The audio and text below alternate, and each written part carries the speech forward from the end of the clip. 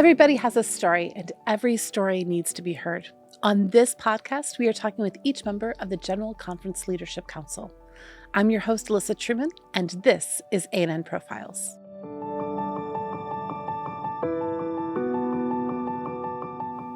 Today, I'm here with Scot Coppock. He serves as the Associate Director for Planned Giving and Trust Services for the General Conference. Hello, Scot. Hello, Alyssa. It's nice to have you here. Oh, thank you for We've having talked about this a couple times. You and I, our families are friends. So your wife and I have hung out, our daughters hang out. So you knew about this and we've talked about it, but we've never quite pulled off getting you in the studio. So I'm glad we made this happen. Yes, well, thank you for making the time. So, well, this is my time. You're the one who made the time, but thank you for thanking me. So in this, we talk about everybody's life story. And I know a little bit of your life story because we have been able to talk in the past, but I'm sure I'm going to learn a lot of interesting things that I did not know. But I know you even brought a prop with you, which we aren't going to talk about that yet. But let's start. Where were you born and raised? So I was born in northern Michigan, a little town called Kalkaska. If you are familiar with Berrien Springs, which many of the people are, yes. And so we've got the map here for viewers. Here's Berrien Springs. I grew up way up north. Oh, you're like way up there. Oh, yes. So this is where it really gets to be a snowy winter. Those who say that there's a lot of snow at Andrews University, I just kind of chuckle and think, well, you haven't really experienced. And to Kalkaska. Yes. So a very small town. My parents were great people, loved them dearly. My mother's still with us. My father passed away about 10 years ago. But, blue collar people and just enjoyed raising us and spending time with us as we were growing up. So what did your parents do? My father was a mechanic and he worked in the oil fields and so worked long hours keeping the fleet going, those that were going out to the oil wells and servicing the oil rigs. My mother, she worked several jobs. For a while, she was a school teacher when I was very young. She was working as an editor for the local newspaper for a number of years. And then she worked various other odd jobs. But, salt of the earth type people were very active in their community. We're always leading in 4-H groups and Boy Scouts and Cub Scouts. I was very active in Boy Scouts when I was growing up. And in fact, they were honored with Citizens of the Year in Kalkaska about 15, 20 years ago. So very active in the community. Okay. So you said something on 4-H and Boy Scouts and Cub Scouts. Mm-hmm. Not that Adventists aren't members of that, but would I be correct in assuming you were not raised Seventh-day Adventist? That's correct. I was not raised as a Seventh-day Adventist. I was vaguely familiar with the Seventh-day Adventist Church because my grandparents were Seventh-day Adventists. But what I had heard later on, years later, was that when my father, this is my paternal grandparents, when my father was very young, probably 5 or 6 years old, my grandparents left the Seventh-day Adventist Church and didn't go back to the church for many, many years. I think not until after my father was maybe in high school or maybe even out of the home. And so my father wasn't really raised as a Seventh-day Adventist and neither was I.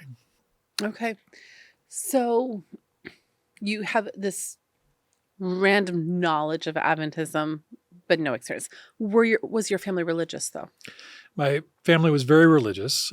We would go to church every Sunday and we were involved in youth group and I was getting involved in worship services. We would have a child would be the acolyte for the Sunday worship service where they would come in at the beginning and light the candles at the front. And then at the end of the service, they would come in and put the candles out. So I would do that on occasion when I was very young and involved in things like choir and after school activities with youth group and whatnot. Funny story, when I was in middle school, high school, a friend of mine was getting involved in tape ministries. And so we were actually taping the sermons. And he asked me if I wanted to help out. And I thought, this is great because I could actually get out of the worship service to go and handle the tapes and make sure that they were ready to be copied. So you know, Tape ministry. yes. I remember tape ministry.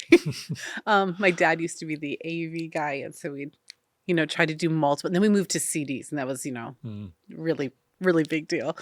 So you did have a church experience, and you were raised in faith. Mhm. So was it something that was a personal thing to you? Would you say that you kind of had a conversion experience where faith became your thing and not just something that your parents dragged you to, even in those early years? I would say that in the middle school, early high school years, it was something that the faith started to become my own. I did attend a after school study program where we were getting prepared for baptism, and that lasted for a number of weeks. And that's where I started to wrestle with some of the concepts of who God is. And there was a lot of questions that I still had a lot of confusion really in my mind because I didn't really know what would happen after we die. I didn't really understand why there so many bad things happen in the world. Not that I understand any better in some ways today, but there was still a lot of things that I just didn't have a clear answer on. And so I felt like it was very, I wouldn't say surface, but it didn't go very deep. But I did have that faith, and I was baptized. I think I was about 12 or 11 or 12 years old, and we went to a local lake, and we did have baptism by immersion.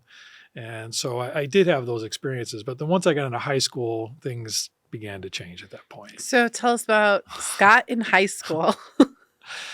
Well, I was very focused on my academics in my freshman and sophomore year, and I wanted to.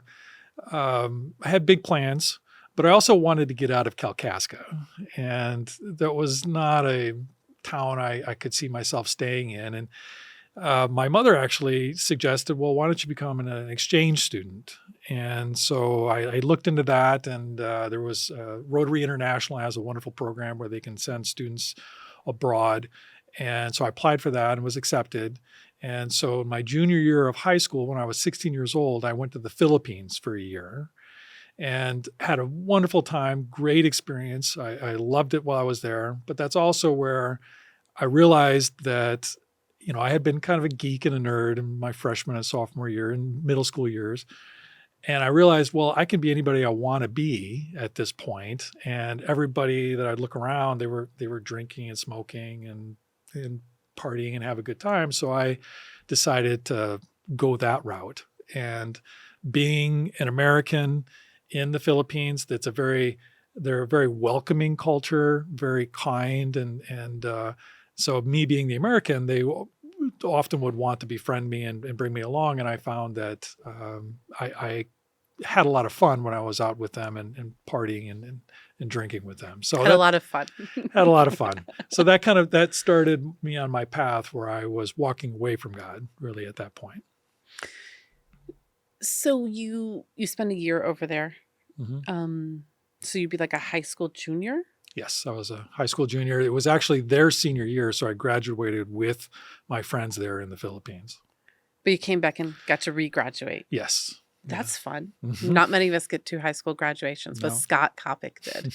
All right. So you spent some time over there. What are some things that you think that you learned, like looking back on that year? Like, what are some things you learned about yourself? Like, yes, maybe you kind of started in some areas you shouldn't have.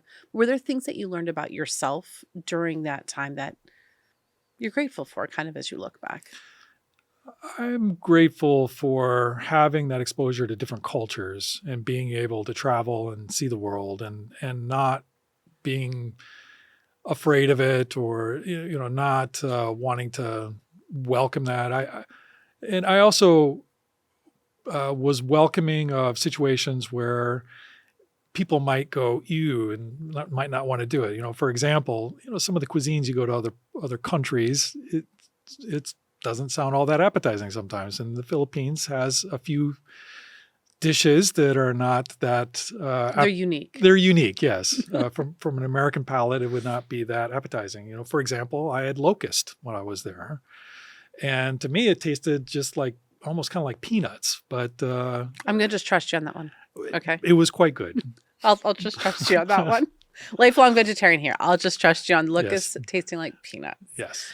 But it allowed you to broaden your horizons out of Kalkaska? Kalkaska, yes. Yeah, Kalkaska.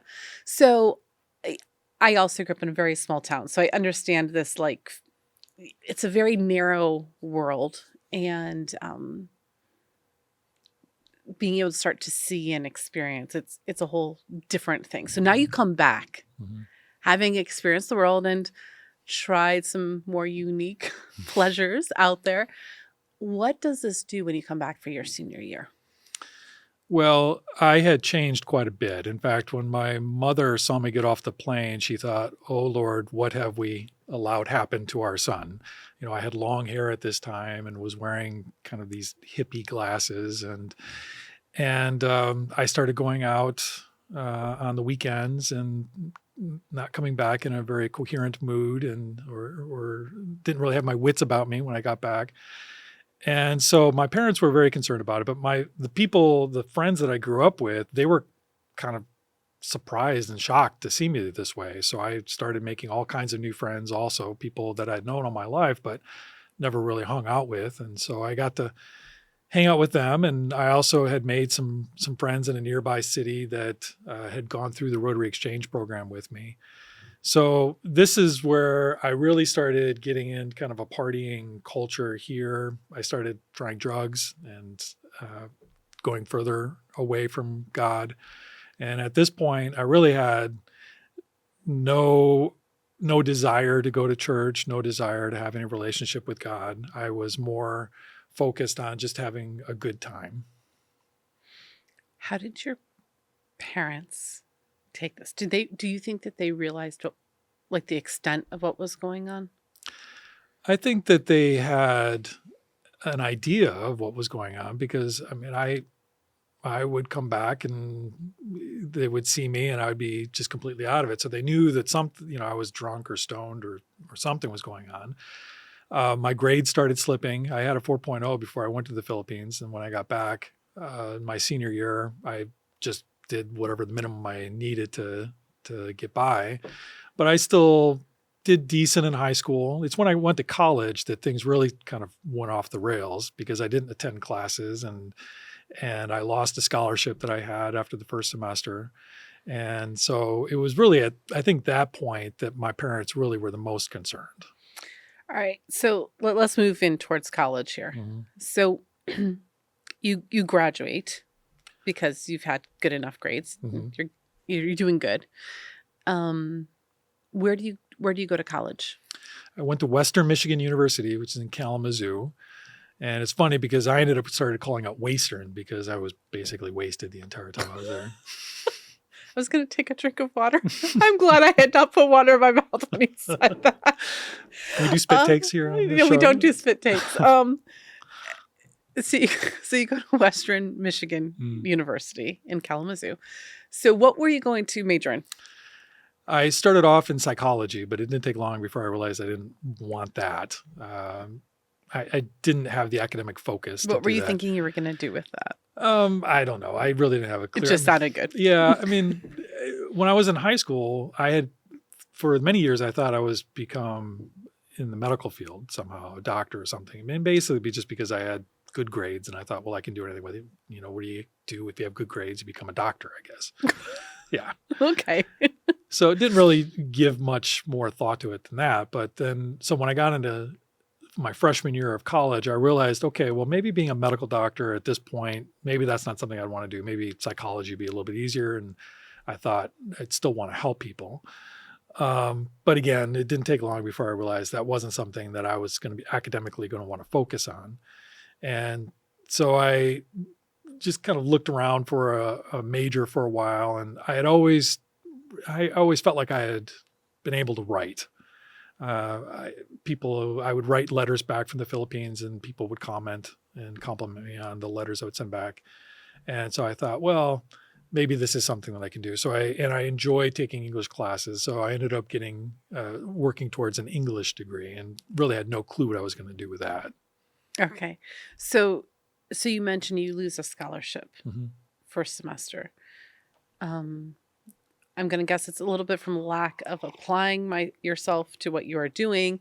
Tell us a little bit about the practices you were doing in high school, how they follow you into college, and how does that impact you? Well, in high school, I didn't really have to study. Everything came very easy to me. And I would get my homework done at school and didn't really have to take anything home. So those practices followed me to college. And when I got to college, I realized that I can't not study. I wouldn't be able to keep up with things. But then my partying and drinking and smoking dope and just going out all the time was more important to me at that point than studying and getting good grades. In fact, I for some reason I thought it'd be fun some of my friends and I, we would, smoke some dope and go to a psychology class and just thought it would be the greatest thing ever. And we get there and realize, no, this is probably the worst thing to be doing. And so my practices in high school really didn't prepare me. I thought it would be just as easy to do things in college as it was in high school. And I just really wasn't prepared for that. And I needed to mature is really what I needed to do. Do you ever wonder if sometimes we're encouraging our young people to make a decision for their life maybe a little early? I do, because I had no idea what I wanted to do at that point in my life. And I feel like getting the English degree was something that just allowed me to get through the college and allowed me to kind of figure things out afterwards. And that's what I tell my kids is that, try and figure things out. Our kids, actually, my daughter was doing an internship here at the General Conference over the summer. And I was saying, well, use this as kind of an opportunity to see what it's like to be working for a large organization. She was just making copies of things for most of the summer and helping out here and there, doing other things. But it's getting out there and testing things out that I think can really help young people figure out where they want to go with their lives. So I'm going to tangent for a second because you mentioned both of our daughters were, I'm going to use their names, Michaela and Riley. Mm-hmm. So Michaela and Riley both worked here this summer as student interns. And I just want to say thank you because you helped start the student intern lunch program. So we actually meet each week with young people and different leaders, many of whom have been on this show, to be able to talk with all these student interns and to be able to listen to them and to dialogue with them. And I can actually see now from listening to your life story why you even see this as something has even more value. That just being able to talk and to be able to start searching and understanding. But I struggle with this whole like us jumping into careers thing because I would not have picked the right career. What I love doing now is not what I went to school for. Actually, I thought it was going to be an occupational therapist originally until I found out you had to dissect a cadaver. That was a hard pass for me. So you end up going to college all 4 years. You do end up getting a degree in English? I do. Or where do we go from? Yeah. So, and I did end up graduating. It was 4 years and 1 semester. So I was able to get myself back on track a little bit. But it was actually in college where God started putting things in my path to draw me back to Him. And I just praise God that even in the time of my life where I was actively working against Him and just focusing only on what I wanted to do in my life, He was still putting things in my path to draw me back to Him. Do you feel like you actually were like, no, I don't want Christianity? Like, did you ever feel that way? Or did you just kind of feel like I want these other things and they were more important? Do you know what I'm saying? Like, yeah, I think it's the latter because it was more, I know I always felt like I was a Christian, even when I was doing all kinds of drugs and passing out and not remembering what happened the night before. And I always felt like there were some things that I just wouldn't do. And that was because of the morals that my parents had instilled in me from a young age. But it was more of this, religion over here, this isn't very fun. This is, you go to, at the time, a Sunday service, and you sit in church for an hour or a couple of hours and you're bored out of your mind, and then you go home and watch football in the afternoon. That was what religion kind of was to me at that point. When I was younger, of course, it was different. It was a lot more fun, a lot more activities. But in my adult life, I didn't really see anything other than, well, you just spend an hour or so at church, and that's religion. Which is a shame, because it should be something that is all encompassing, but it seems to somehow get lost in that translation. Sometimes it's, you show up, you worship, and you're done. I know we've even talked about this in our, because we all go to the same Sabbath school class too. So we've talked about this, like the intentional relationship building, and how sometimes even that, we struggle with that in our churches. We show up, we do the things, but are we intentionally creating a community? Are we fellowshipping? And I mean, that's really at its core what church is. Church is not just a sermon that we show up for. Church is a body of believers coming together. So you mentioned that God starts putting a number of things in your path. Tell us some of those experiences. What are the experiences that you start having that God, you see, is calling you back to Him? Well, it really first started, I mean, the point where I see that God was really pulling me back and I could see a clear pathway to Him was when I was a sophomore in college. And it was after the fall semester. I was going to the bookstore to sell my books back, get a little bit of money that I was no doubt going to be using for buying drugs and going to get some beer or something and having fun after the semester was over. And I was coming back out of the bookstore. It was a December morning. There was snow coming down in Kalamazoo, Michigan at the time. Because Michigan. Exactly. It's in December, so snow's coming down. And there was a couple of inches at least of snow on the ground. And when I came out to my car, underneath my car door was this book, Will America Survive? And it was just laying on top of the snow. And I looked at it, and you can see that it's kind of like it looks kind of like a Western novel or something like that. I mean, you've got the Indian and the bison and like a pilgrim and like America. Exactly. And I kind of describe it as, it's kind of like a pulp fiction Western novel type thing. Totally could see that. And this was in 1994, so everybody is talking about Y2K and the coming millennium.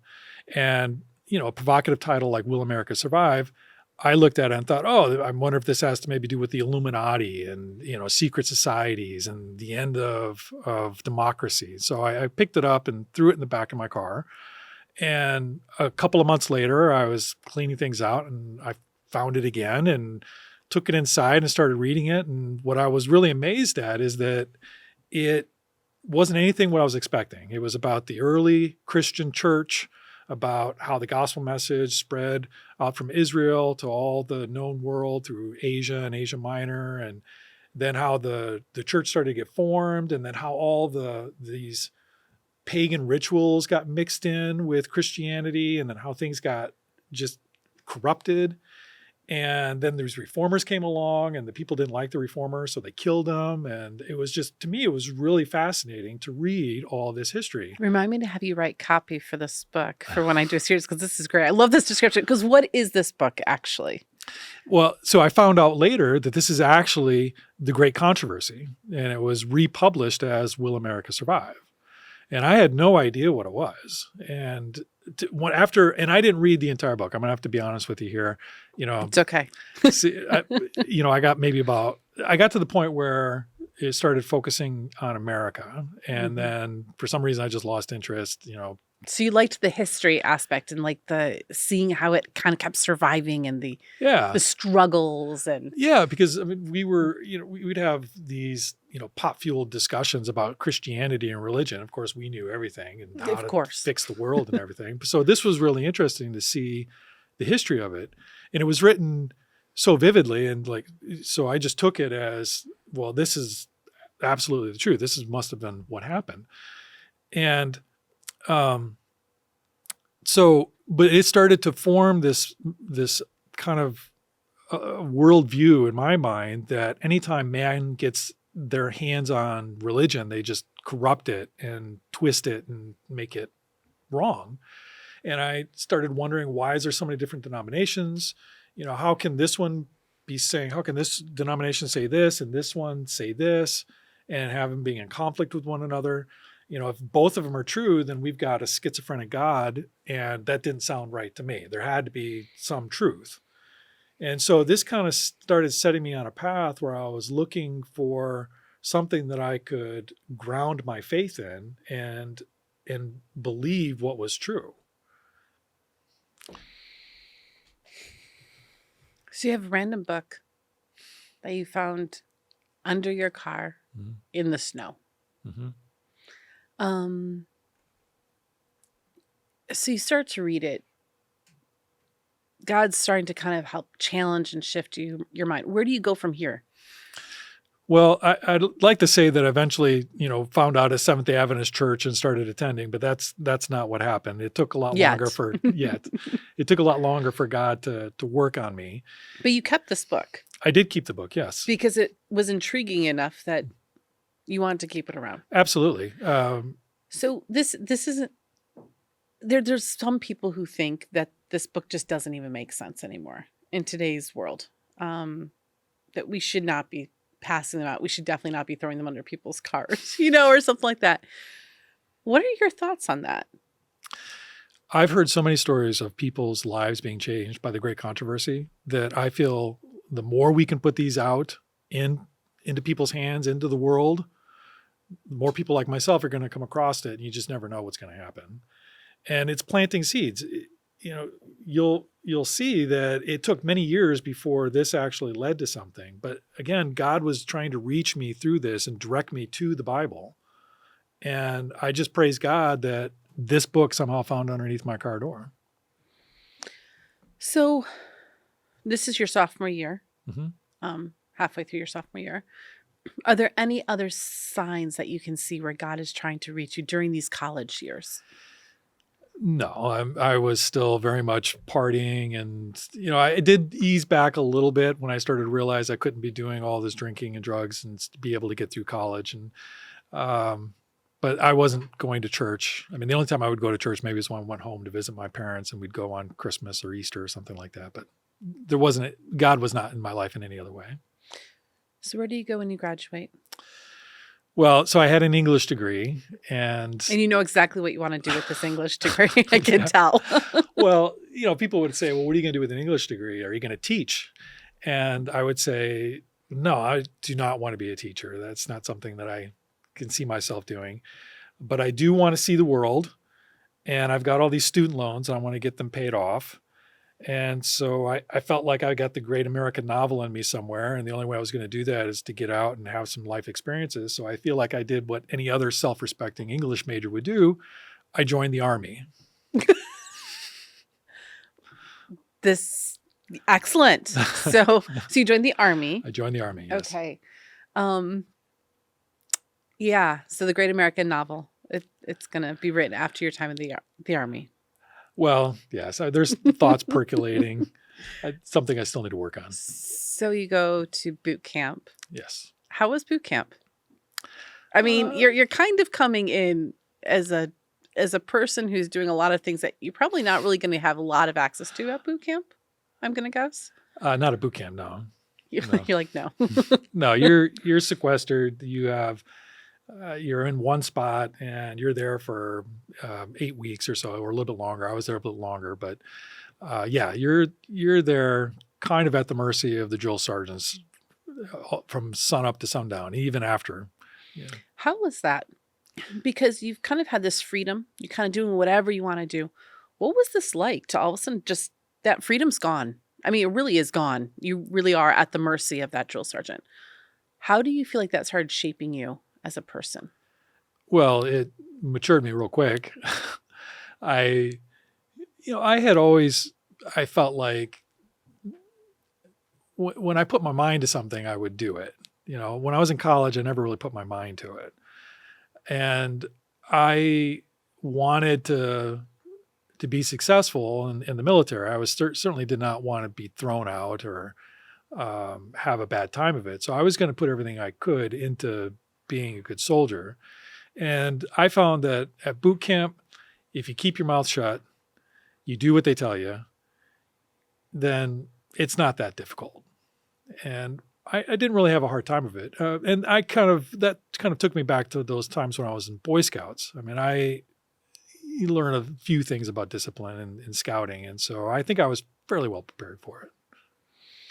All right. So where do you go after boot camp?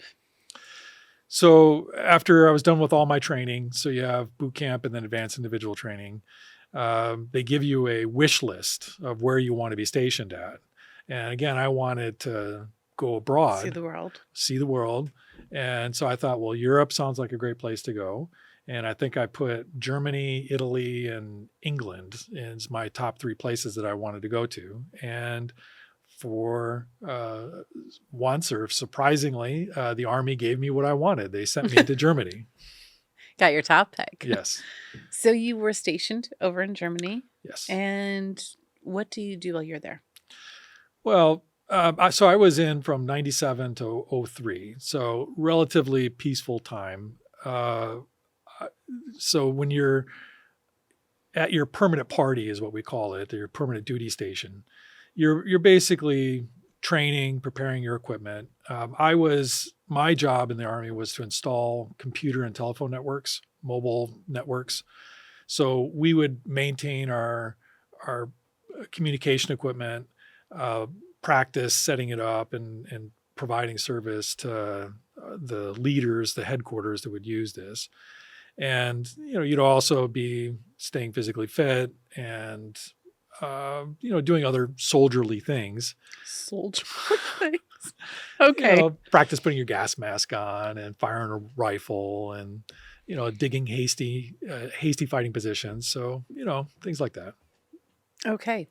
So while you're doing other soldierly things, I know at some point you meet a woman. Yes. Very lovely woman. Beautiful woman. Stunning. Yes. Stunning woman. So tell us a little bit about Manuela. Yeah. So Manuela is my wife, the love of my life. And I met her through kind of a friend of mine, a friend named Smitty. Wonderful guy. He did soldierly things too. He did soldierly things too, although he tried to avoid doing them as much as possible. He was a specialist, and we call that rank in the Army E4. That's you wear a shield is the rank. The specialist rank is a shield, and we call that the sham shield because you're not a private, but you're not a sergeant, so you can just kind of just do it. Get away with stuff. Anyway, Smitty was a great guy. He kind of maneuvered some things so that he and I were in the same place as Manuela and her friend Andrea was going to be the next day. And so Manuela and I met, and it was funny because, Smitty was wanting to date Andrea, and Andrea had essentially a fiance already at that point. So she didn't really have anything to do with Smitty. So she focused all her effort on helping Manuela and I talk because Manuela didn't speak English very well. And my German was, I say ich spreche ein bisschen Deutsch. I speak a little Deutsch. I could say ein Bier bitte. Ein Bier bitte. Yeah. Can I have a beer, please? That was. Oh, never. I should not say that. Look at you. You're making me say bad things. Yes. This is the extent of my German pretty much at that point. Or maybe you should teach me something better than that. Yeah. Ich liebe dich. Ich liebe dich. Yes, I do know that one. Yes. Ich liebe Gott. Ich liebe Gott. I love God. Yes. See, these are so much better than having me say that I want beer right. on an Adventist podcast. But this is what I knew at the time. Okay. Excellent. So Andrea was very helpful in helping Manuela and I talk with one another and make a connection. And I found out that she was the daughter of a Seventh-day Adventist pastor. And again, I knew a little bit about these huge roots with Seventh-day Adventism, yeah. right?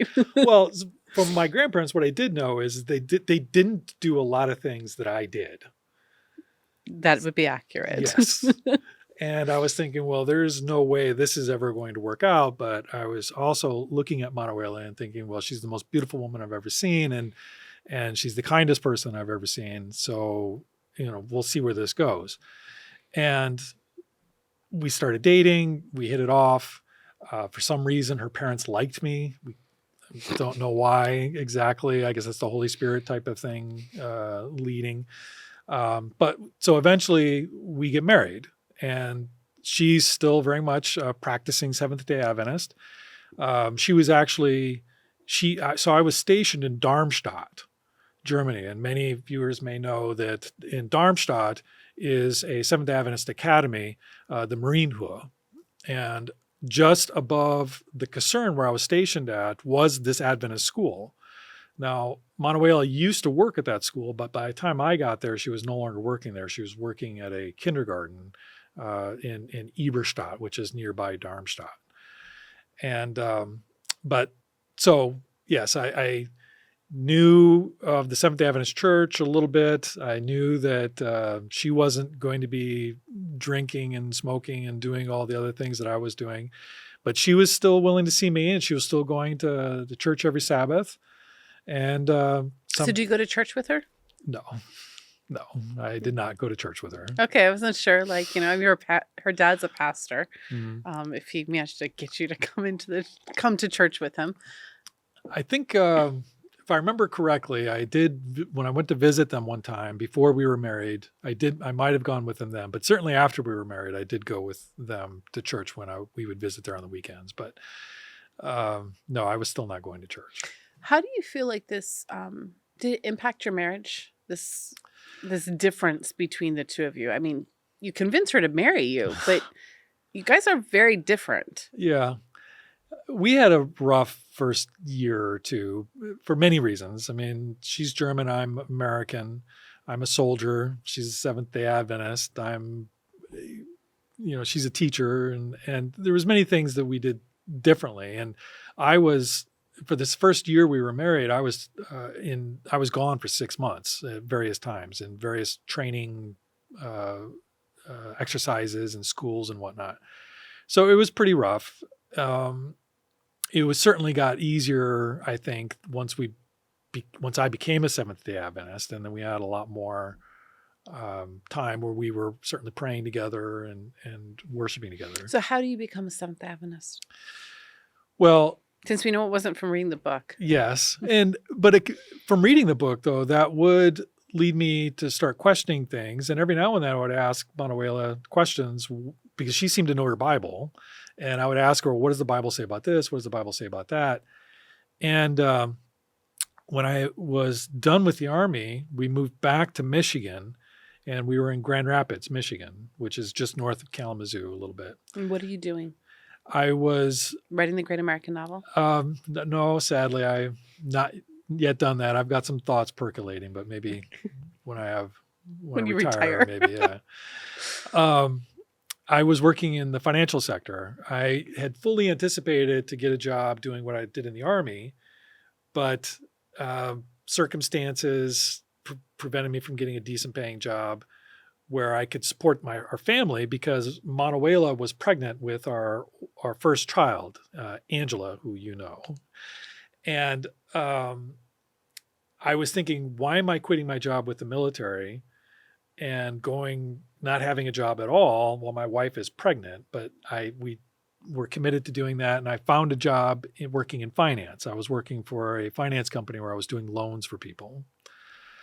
But as I said, Manuela was pregnant with our first child, and I, again, had grown up going to church, and I wanted our kids to go to church. And so I said to Manuela one day, I want our kids growing up going to church.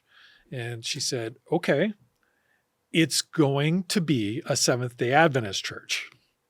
And I could kind of tell I wasn't going to win that argument. You need the happy wife, happy life saying right there. Okay.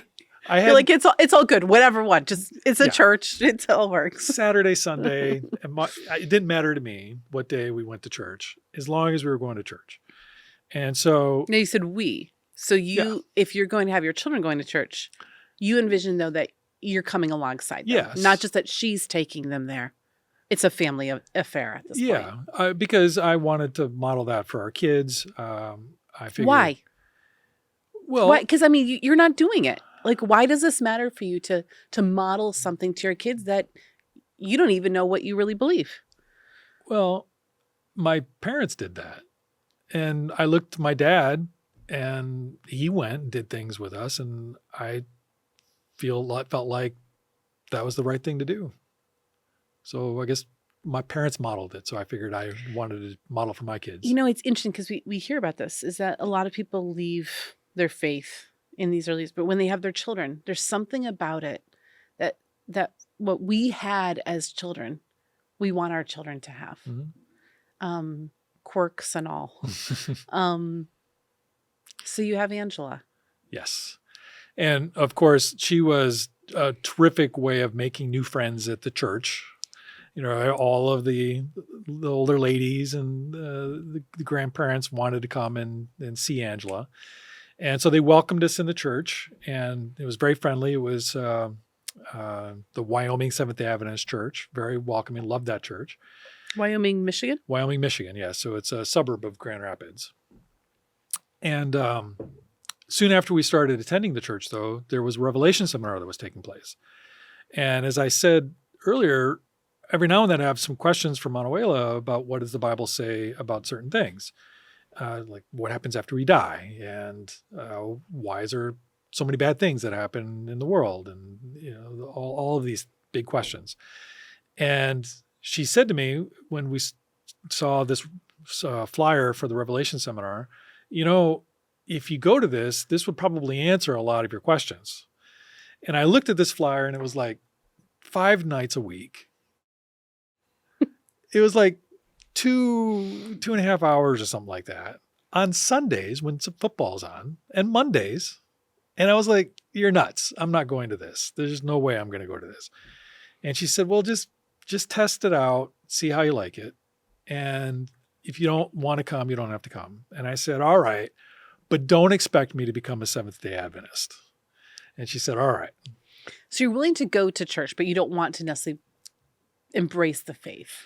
Because I still had the belief that anytime man gets involved with it, it just messes it all up. So I definitely did not want anybody telling me what to believe. I wanted to find something outside of someone else telling me this is what you should believe. So I was still looking for that foundation for my faith. Okay, so you go. Do you know who the speaker was by any chance? So I should have thought about this ahead of time. It was okay. Terry Nelson was the evangelist. He's recently passed away. I believe he was a victim of COVID, if I'm not mistaken. And he actually didn't start the series, the evangelistic series, but he took over for someone else that was having some health issues. And that gentleman, I don't remember his name. But once Terry Nelson took over, he was addressing or approaching this in the exact way that I needed, because he would ask the questions that I was thinking, and then he didn't answer it from himself. He would just take 5, 6 different Bible verses and just let the Bible speak for itself. And for me, it was quite clear that the Bible really can be interpreted and trusted and relied upon, and we can go to it for the questions that we have. I had, I probably had an inkling that you could go to the Bible to find answers, but I had no clue as to where you could find those answers. And so he was unlocking the Bible for me.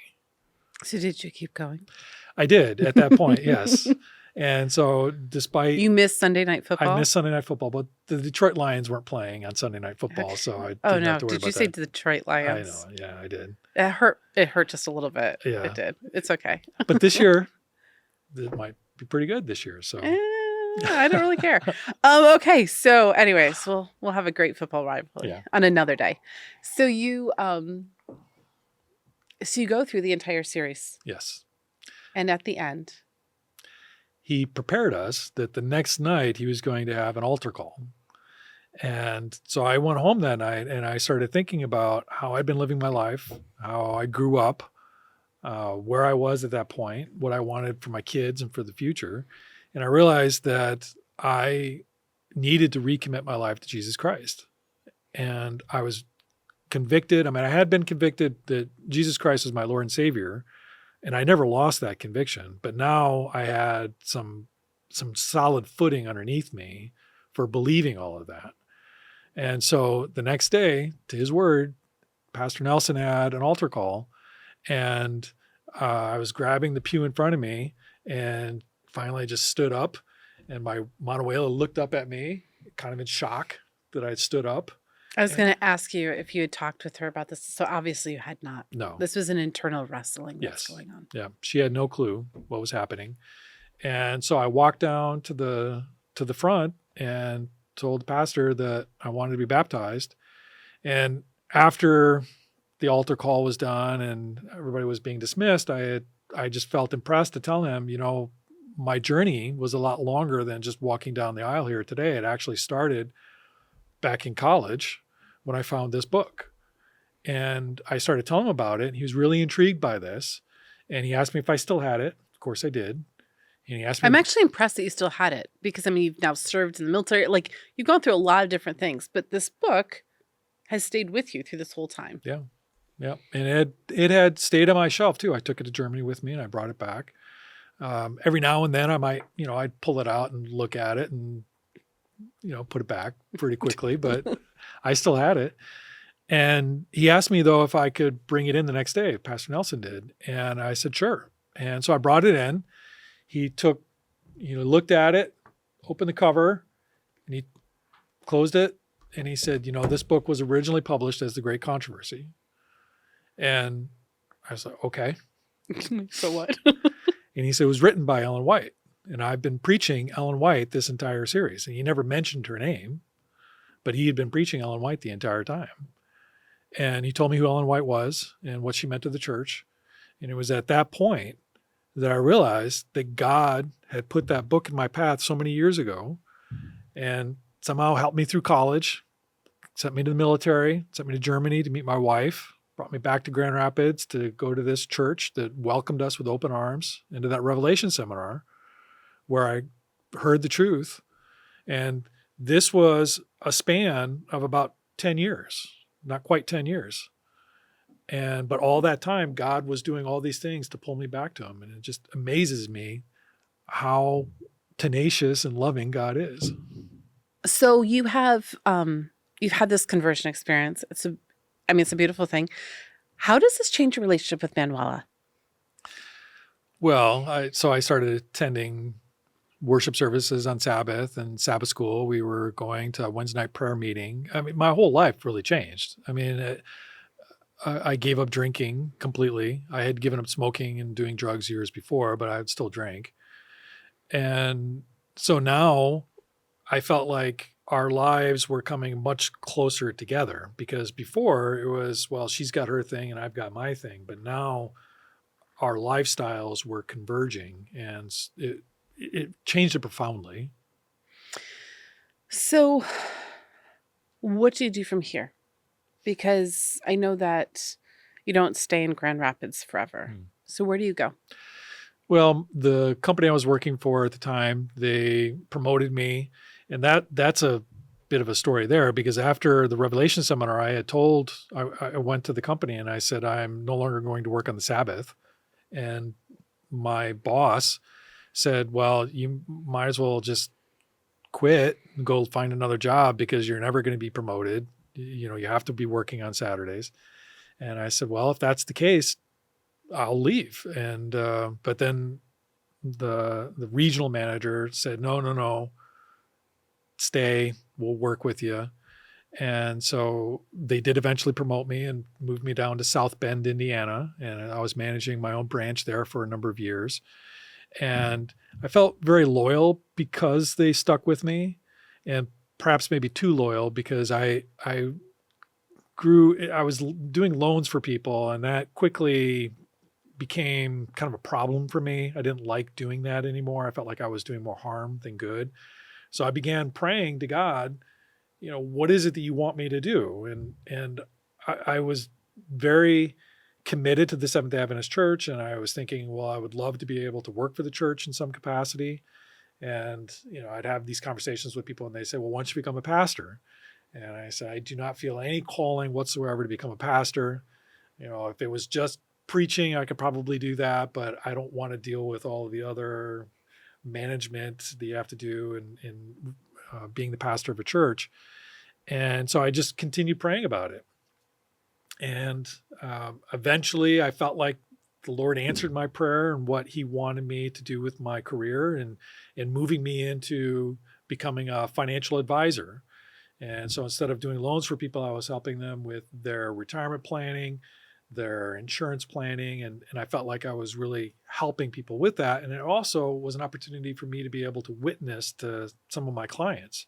There was a few people that they seemed like they were open to hearing about my faith. And so I shared my faith with them and was really feeling blessed and having the opportunity to be able to do that. All right, so you moved to South Bend, which we're getting to bigger and bigger cities each time. I mean, you want out, so we have moved all the way to South Bend, Indiana. Yes, a whole nother state. I know. What a wild adventure.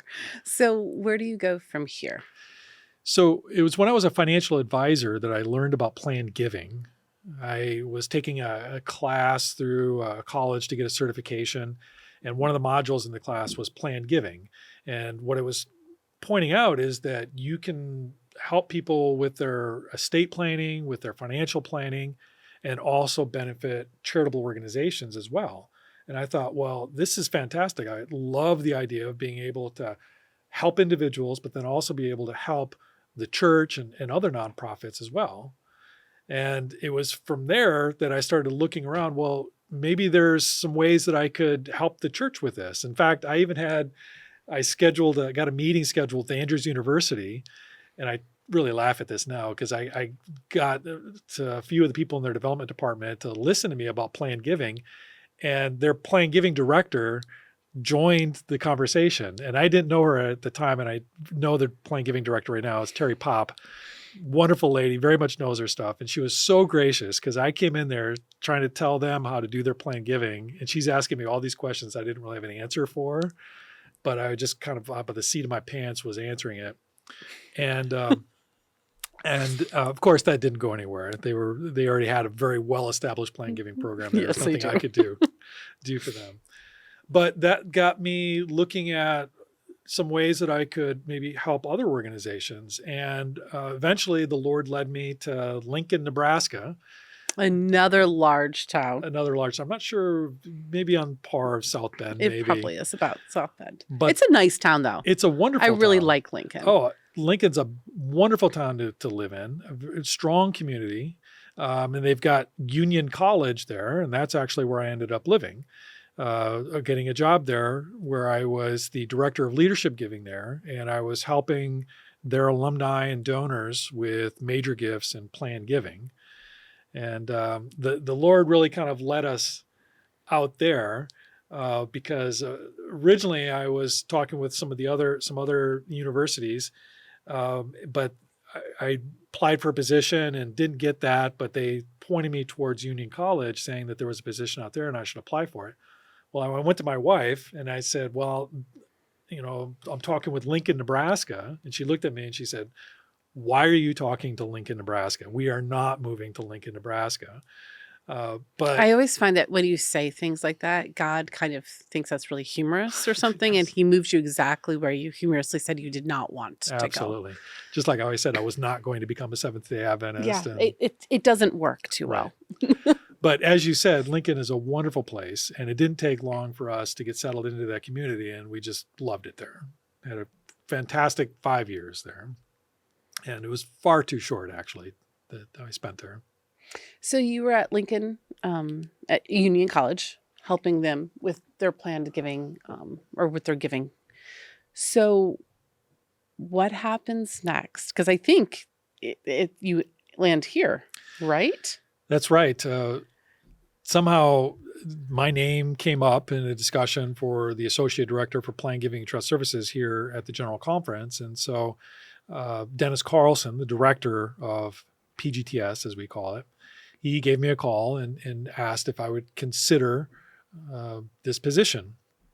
And my first reaction was, I have no desire to leave Lincoln. I don't feel like I'd want to come here to the General Conference to help with the Planned Giving program. But Dennis to his credit, said, pray about it, seek out what the Lord has to say about this. And so we did. And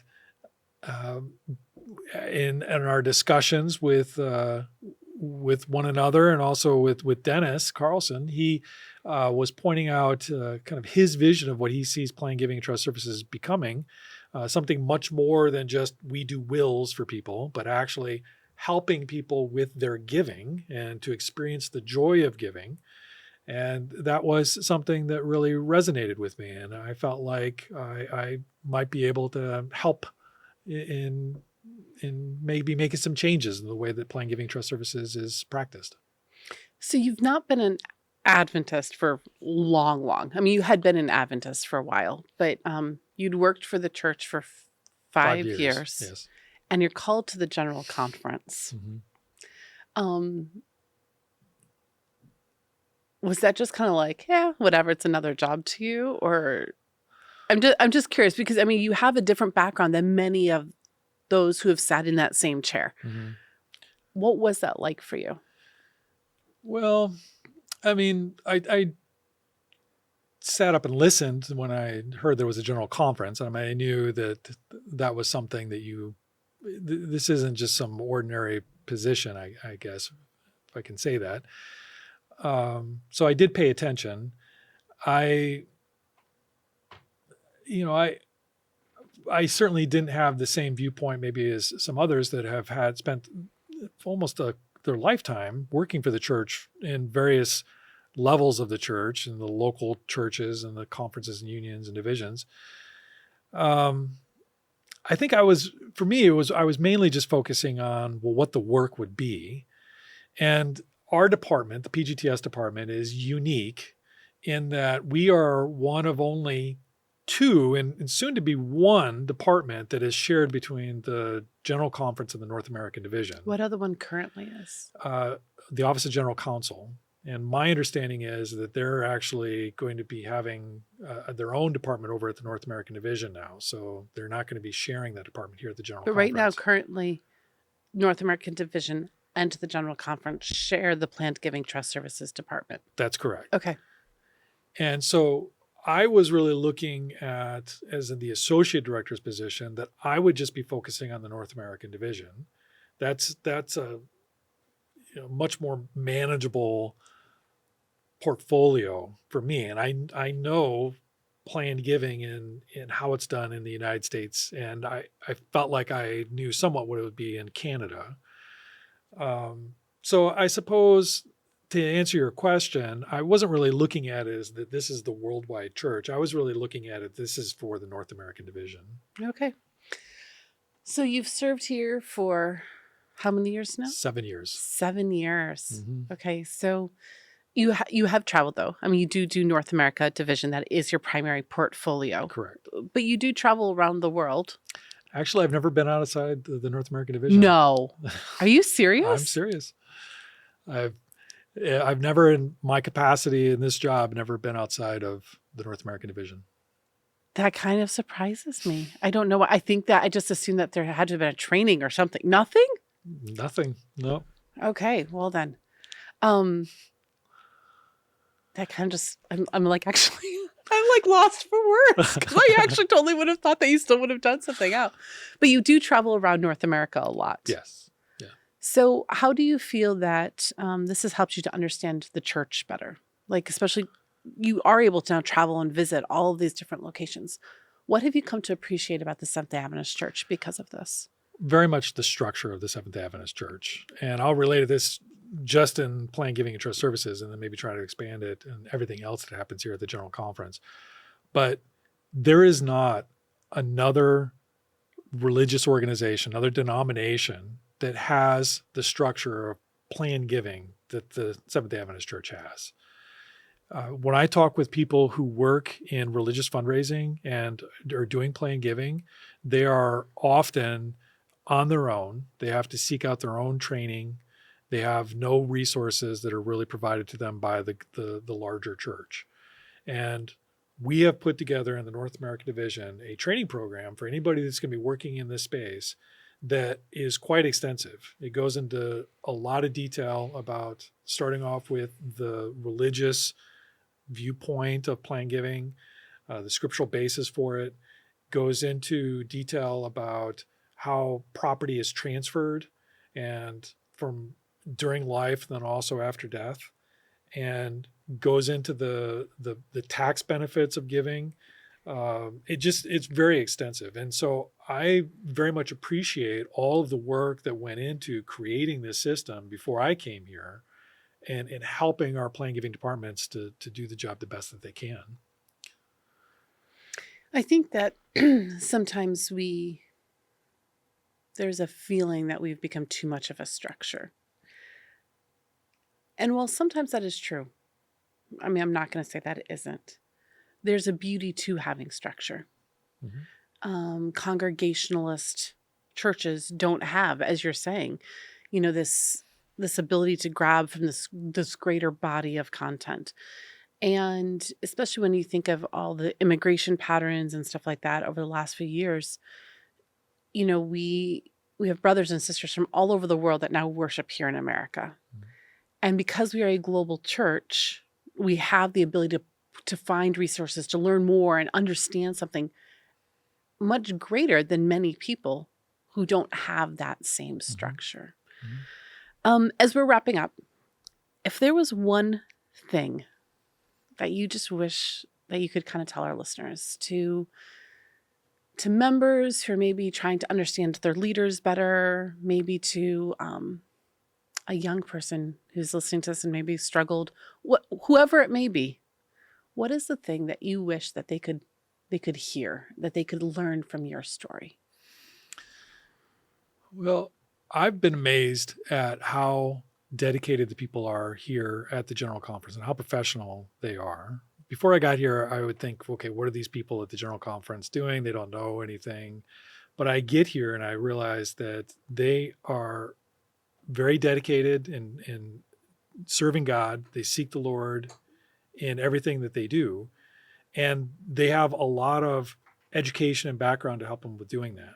So having said that, what I would want people to know is that running the world church is a very complicated thing. There is a lot of factors that goes into the decisions that are made here and the pathways that we put forward to go down. And if someone is concerned or thinking that the General Conference is going in the wrong direction, I would invite them to be part of the conversation, part of the process, share their ideas, share their thoughts, and engage in a conversation, because what I've seen is that the people here at the General Conference welcome that feedback and that input, so that when they're in the various committee meetings, when they're doing the strategic planning, they're thinking about what is needed for the entire church, and it'll only help them with making better decisions. And I'll just make this one last final point. One of the things that I've really appreciated about the world church and the structures we put in place, the working policies and the departments that are there to help support organizations, is that we all agree to do this voluntarily because we all believe we have the same beliefs. We go to the Bible, and we, for the most part, on the core issues, we believe the same things. Now, we may wrestle over some issues that are very important and relevant issues, but they're not the core beliefs. And because we choose to voluntarily work together, we can take various resources and programs that are put in place and take them and adapt them to fit the need that is for that local context. And so I think because of all of the ways that we can pool our resources and work together, we are really empowering our church members and organizations all over the world to accomplish our mission, which is to spread the gospel message of Jesus Christ. So it's only when I guess, to sum all this up, is when we all work together, and we may have our differences, but if we work together and kind of talk through those differences and agree this is the direction we're going to go in, under the guidance of the Holy Spirit and led by the God directing us in our paths, then I think that's when we're going to be able to accomplish these impossible tasks, which is to spread the gospel message to every tribe, kindred, tongue, and people. Amen. Very true. Very accurate. And I love the fact that you're right, that here in the building, we don't always all agree. But we do agree on our mission. Mm-hmm. That doesn't waver. All of us here have chosen to be here because we agree with the bottom line mission, that proclamation of the gospel. And we don't fully understand and agree on other things, but we can dialogue and we can talk and we can wrestle. And we can still respect and love each other because we still have this undeniable, united purpose, which is what brings us really together as a church. Absolutely. So thank you, Scott. We hope you enjoyed this episode of A&N Profiles with my friend, Scot Coppock. If you haven't already, please take a moment to subscribe to this podcast or the YouTube channel, wherever it is you're tuning in from today, because I don't want you to miss any future episodes. Thank you for spending this time with us, and join me next week as I continue to get to know the life stories of more inspiring people.